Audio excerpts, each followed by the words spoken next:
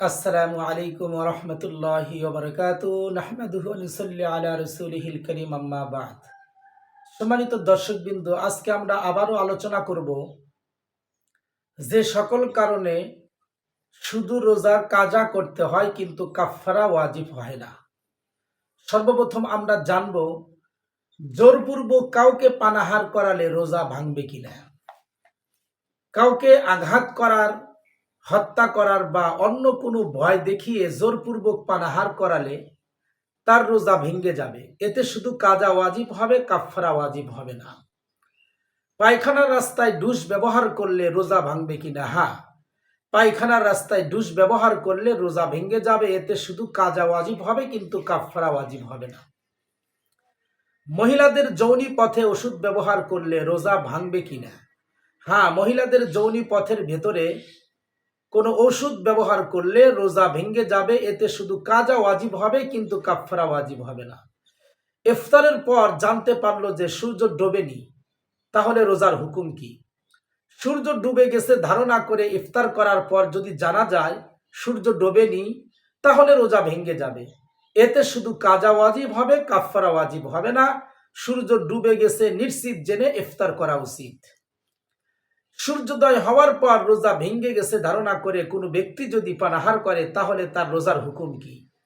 স্বপ্নদোষ হয়েছে অথবা বমি হয়েছে ইত্যাদি কারণে রোজা ভেঙে গেছে ধারণা করে যদি কেউ পানাহার করে তাহলে তার রোজা ভেঙে যাবে। এতে শুধু কাজা ওয়াজিব হবে কিন্তু কাফফারা ওয়াজিব হবে না।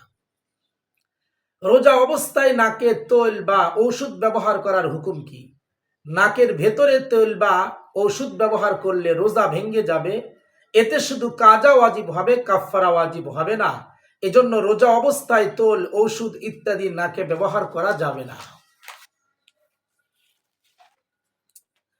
হস্তমেথুন মাধ্যমে বীর্যপাত ঘটানোর, রোজা অবস্থায় হস্তমেথুনের মাধ্যমে বীর্যপাত ঘটানোর হুকুম কি?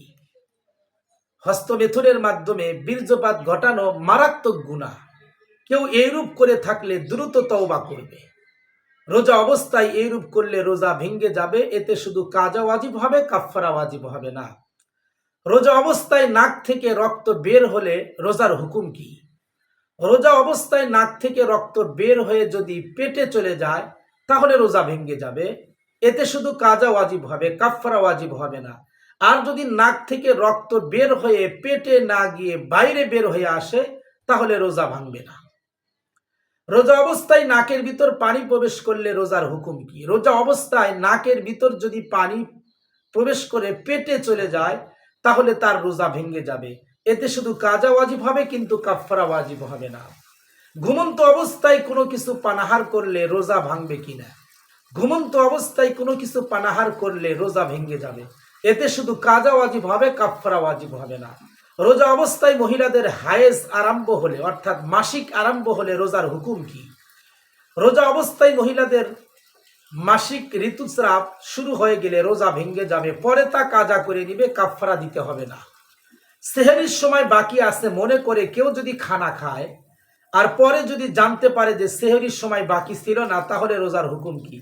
এতে রোজা সহি হবে না, বরং রমজানের পর তা কাজা করতে হবে। আর সারাটা দিন, যেই দিন সে রোজা রেখেছিল সময় আছে মনে করে সেহরি খেয়েছিল, ওই দিন সারাদিন তাকে রোজা অবস্থায় কাটাতে হবে।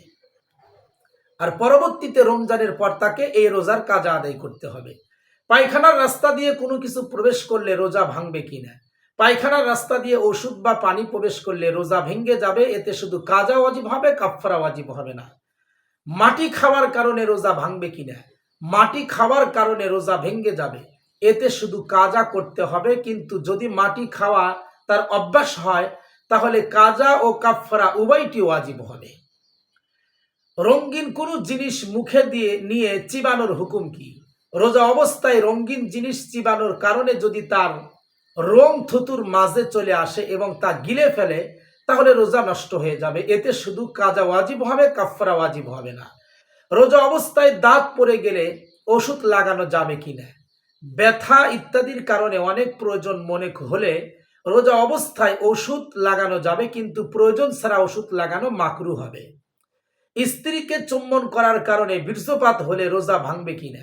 হ্যাঁ, স্ত্রীর কে চুম্বন করার কারণে যদি বীর্যপাত হয় আর বীর্যপাত হওয়ার কারণে রোজা ভেঙে যাবে, এতে শুধু কাজা ওয়াজিব হবে, তবে পূর্ণ দিন রোজা অবস্থায় তাকে কাটাতে হবে, কোনো কিছু পানাহার করা যাবে না। কোনো রোজাদার মহিলা যদি ঘুমন্ত থাকে অথবা বেহুশ হয়ে পড়ে থাকে আর এ অবস্থায় কেউ তার সাথে সহবাস করে, তাহলে তার রোজার হুকুম কি? কোনো মহিলা ঘুমিয়ে আছে অথবা বেহুশ হয়ে শুয়ে আছে, এমতো অবস্থায় যদি তার স্বামী তার সাথে সহবাস করে, তাহলে মহিলার রোজা ভেঙে যাবে। এতে মহিলার উপর শুধু কাজা ওয়াজিব হবে, কাফফারা ওয়াজিব হবে না। আর স্বামীর উপর কাজা এবং কাফফারা দুটোটাই ওয়াজিব হবে। কোনো ব্যক্তি যদি রমজান মাসে রোজার নিয়ত ছাড়া পানাহার মুক্ত দিন অতিবাহিত করে, তাহলে উক্ত দিনের হুকুম কি? রোজা হবে কি হবে না? রোজা সহি হওয়ার জন্য নিয়ত করা শর্ত। সুতরাং কোনো ব্যক্তি যদি রমজান মাসে রোজার নিয়ত ছাড়া পানাহার মুক্ত দিন অতিবাহিত করে, তাহলে উক্ত দিনের রোজা সহি হবে না, বরং ওই দিনের রোজা কাজা করতে হবে, তবে কাফফারা ওয়াজিব হবে না।